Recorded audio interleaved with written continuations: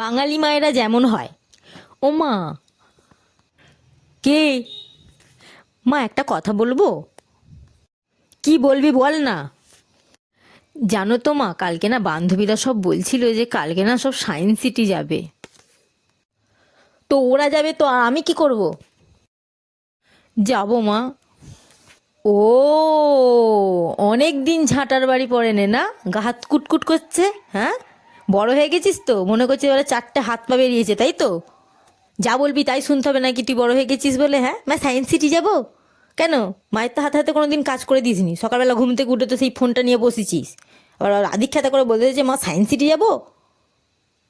এমন নয়, তোকে গলে ফটাস করে দেবো, বুঝতে পারবি।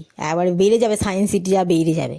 যা এখান থেকে, যা ঘরে চলে যা, কি করবি করগে যা।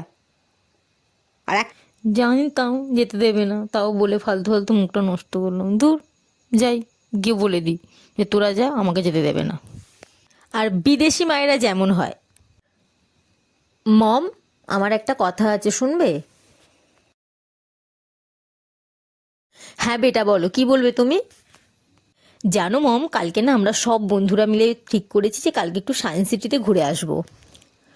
ও আচ্ছা, এতে আবার জিজ্ঞাসা করার কি আছে, যাও ঘুরে আসো। মানে অনেক দিন তো তোমরা কোথাও যাওনি, তো একটু হাওয়া বদল করে এলে না, এসে পড়াশোনাতে মনও বসবে। তো যাও, এতে জিজ্ঞাসা করার কিছু নেই, ঘুরে আসো। না মা, সেটা না, মানে আমি কোন ড্রেসটা পরবো না আমি বুঝতে পারছি না, তাই তোমার কাছে এলাম। তুমি আমাকে বলো কোন ড্রেসটা পরবো। তোমাকে তো আমি এক সপ্তাহ আগে একটা ড্রেস কিনে দিয়েছিলাম না, ওটা তো তুমি একবারও পরোনি, তো ওটাই পরে যাও। ওটা হালকার মধ্যে আছে, আর সারাদিনের ব্যাপার, তোমরা ঘুরবে বেড়াবে তো।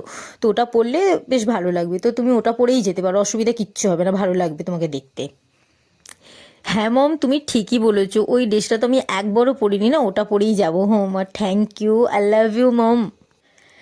লাভ ইউ টু বেটা।